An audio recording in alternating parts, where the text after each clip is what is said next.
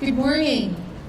On behalf of the Veterans Memorial Court Alliance, together with our co-sponsors, Go for Broke National Education Center, Japanese American Cultural and Community Center, Japanese American National Museum, Keynote, and Little Tokyo Service Center, we would like to extend a warm welcome to you to the 2026 Japanese American Veterans Joint Memorial Service.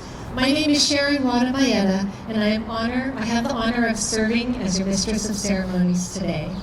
We are pleased to have with us Consul General Kosei Murota,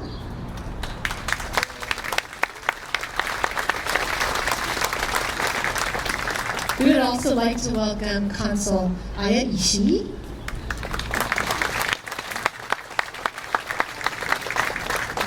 thank you for your attendance today.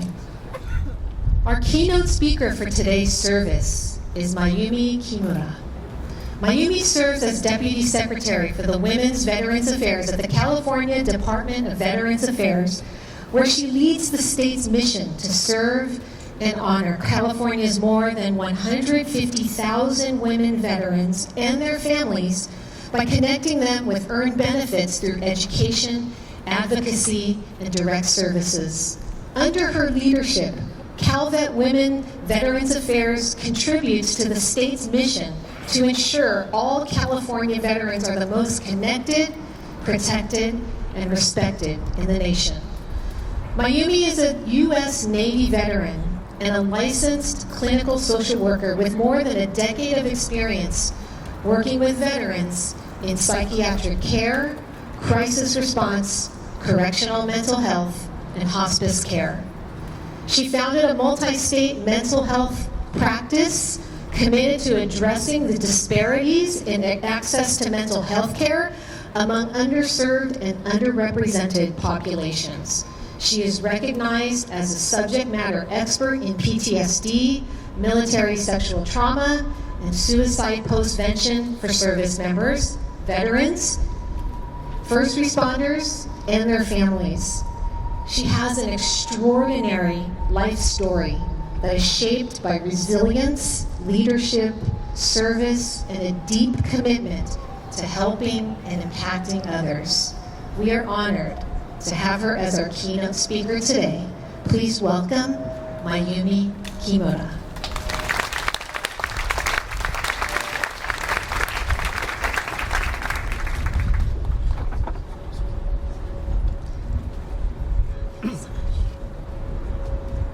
皆さん、こんにちは。私の名前は木村真由美です。よろしくお願いします。Good morning. My name is Mayumi Kimura. I am the Deputy Secretary for Women Veteran Affairs for the California Department of Veteran Affairs, otherwise known as CalVet. I served in the United States Navy, and now I am honored to serve and represent the 155,000 women veterans here in California. We are second in the nation. Fastest growing veteran group across the nation. But before I begin, I want to express my gratitude to the Veterans Memorial Court Alliance, Japanese American Cultural Community Center, Go for Broke National Education Center, Japanese American National Museum, Keynote, Little Tokyo Service Center, and all of the community and veteran organizations who made today's ceremony possible. A lot of names there, that's wonderful. I also want to acknowledge the Gold Star families with us today, the veterans gathered here today, our faith leaders, community leaders, and all those who have come to honor the fallen. Thank you for allowing me the privilege of joining you this morning. We gather here today at the Japanese American Cultural and Community Center in the heart of Little Tokyo, a community built through resilience, sacrifice, and remembrance. And just steps from here stands the Japanese American National War Memorial Court, where the names of more than 1,200 Americans of Japanese ancestry who gave their lives in service to the country are etched into black granite for generations to remember. That memorial reminds us that remembrance is not passive. It is an act of responsibility. This ceremony is not simply about history. It is about sacrifice. It is about duty. It is about the families who carried grief quietly and with dignity. And it's about ensuring those who gave everything are never forgotten. Today, we honor the Nisei service members who served this nation with extraordinary courage, even while many of their families lived behind barbed wire under suspicion from the very country they chose to defend. We honor the soldiers of the 100th Infantry Battalion and the 442nd Regimental Combat Team. We honor those who served in the military intelligence service, who worked short in the war and saved countless lives. We also honor the Nisei women who served in the Women's Army Corps, the Cadet Nurse Corps, Red Cross, and intelligence and support roles that were essential to the war effort, even when recognition came far too late. Together, they did more than fight battles abroad. They changed America. And for many of us, especially of those who came later, they created a future where we could fully belong in this country without first having to prove our loyalty. I'm going to share a little of my own story, not because today is anything about me, but because I know my story exists because of theirs. My parents came to the United States after the war, World War II. I'm Shin Nisei, which meant I grew up with one foot in America and one foot in Japan. Like many children, I studied World War II in school. But I don't remember a lot about the incarceration camps. I don't remember learning about the 442nd, the 100th, or MIS. I didn't fully understand the sacrifices that Japanese American families carried for generations.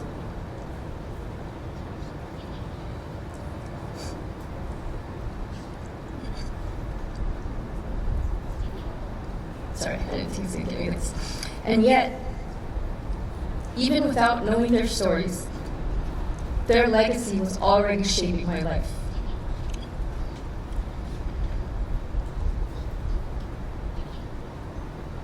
I joined the Navy in September 2001, just weeks after 9/11. Serving gave me purpose. It gave me belonging. It connected me to something larger than myself. But what I did not yet understand was this: the ability for someone like me to wear the uniform openly, proudly, and without suspicion was not something my generation inherited automatically. It was earned for us by the Japanese American veterans who came before us. Over the past several years, I began to awaken to this deeper connection to the Nisei story, or Nikkei story. Guided in many ways by my friend and mentor, Vietnam War veteran Ken Hayashi, who I met exactly 1 year ago when I attended this ceremony with my family. Through him and the community that he introduced me to, I started to understand that this history was not distant from mine. It was already a part of me. Standing in spaces like this, hearing the stories of veterans and their families and the communities affected by them, learning the history carried by this community, I realized I was not outside of the Nisei legacy. I came to understand that I am one small part of the legacy they created. That understanding deepened through moments and people who brought this legacy to life. Mitch Maki graciously walked me and my family through the Go for Broke National Education Center, where history stopped feeling like something written in books and instead became deeply personal and alive. I had the privilege of hearing Congressman Mark Takano speak about his own family's connection to the 442nd and the legacy Japanese American veterans continue to carry to future generations of public service. I sat with many of the veteran and members of the Buddha Head Breakfast Club, listening as they shared the lore of how Chris Sagawa helped grow the group from 5 Vietnam veterans gathering into a community of more than 70, mostly veterans, who still gather on the first Friday of every month. I hope you guys have more food because they're coming. Although we all know that a big part of the reason that attendance stays strong is because if someone doesn't show up, they know that Chris is going to call them. I also had the honor of shaking hands and sharing a moment with Yoshi Nakamura, a 442nd veteran whose life and service represented a living bridge to history.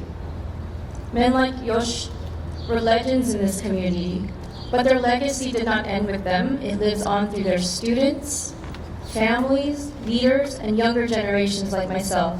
They inspire to continue shaping the world today. I also had the privilege of hanging out with George and Don, who have been painstakingly going and collecting stories, the stories that we need to continue on. And walking through the Hall of Heroes of Ken Hayashi before stopping before his good friend, Vietnam War veteran, the Honorable Judge Vincent Okamoto's memorial, and listening to stories carried with equal parts of reverence and laughter, reminds me that legacy is not something frozen in the past. It is something we inherit, something we carry, and something we are responsible for passing forward. The names engraved just steps from here at Memorial Court are not simply names from the past. They are sons, brothers, friends, loved ones whose absences were carried for decades by the families seated among us today. Memorial Day asks something of us, not only to honor the sacrifice, but to remember our obligation to those who are left behind. And at CalVet, that responsibility guides our work every day. We are committed to preserving the stories of all veterans so their legacies are never lost. We are committed to caring for those who return, supporting families and survivors, and ensuring that the service and sacrifice of veterans here in California are remembered not only in ceremony, but through action, support, and continued commitment. Because remembrance without responsibility is incomplete. So before I close, I want to share one small moment that has stayed with me for more than 20 years. I was 19 years old standing watch aboard a ship during a long 7-month deployment. Another sailor trying to stay awake during a long night casually asked me, "If America went to war with Japan again, which side would you choose?" There was no anger in his voice, no accusation, no hostility. Just an immature, hypothetical question tossed into the night. But for the families of the Nisei veterans, for those who endured incarceration while their sons and daughters fought and died overseas, that question carries enormous weight. And what has stayed with me ever since is this. By the time that question reached my generation, the Nisei had already transformed its meaning. Their sacrifice changed this country, not only through battlefield and heroism, but through generations of Americans who followed in the path they created. They changed what it means to be Japanese American. They changed what it means to serve. They changed what was possible for people like me. Because of them, I could stand in uniform without feeling forced to choose between my heritage and my country. That is their legacy. So to the Gold Star families here today, your loved ones are remembered. Their sacrifices live on in this community, on those walls, and in all of us who continue to walk the path that they made possible. To the veterans here today, your example continues to guide our future generations. Your courage did not end with your service. We carry it forward. And to the women and men whose names are honored at the Memorial Court, may we never forget what you gave. May we never forget the families who carried your memory. And may we continue striving to prove ourselves worthy of the legacy left behind. Thank you.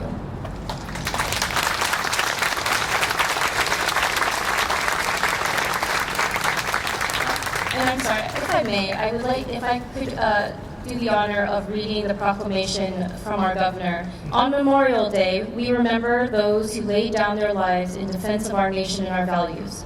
These brave individuals chose to serve something greater than themselves, and we are deeply indebted to them and their sacrifices.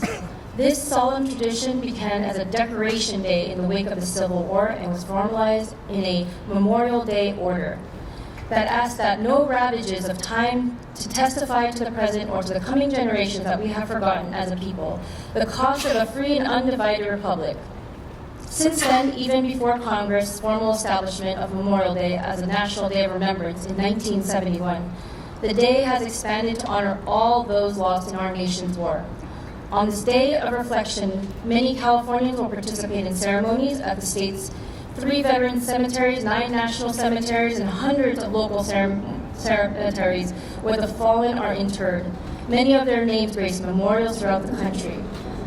From the Capitol Mall in Washington, D.C. to our own Capitol Park in Sacramento, towns and cities nationwide have dedicated poignant memorials to their own sons and daughters lost in war. And they are forever memorialized in our hearts and minds. We may pay tribute to them in our enduring gratitude and respect, never forgetting the sacrifices they made to protect the rights and freedoms we hold so dear. We honor them with our commitment to respecting and caring for the veterans who are still with us, their brothers and sisters in arms. In honor of our fallen heroes, I have ordered that flags be flown at half-staff on all state buildings and grounds throughout California. I also invite all Californians to participate in the National Moment of Remembrance at 3 p.m. on Memorial Day, a shared moment of silence recognizing the servicemen and women who put their country before all else. Now, therefore, I, Gavin Newsom, Governor of the State of California, do hereby proclaim May 25th, 2026 as Memorial Day. Thank you.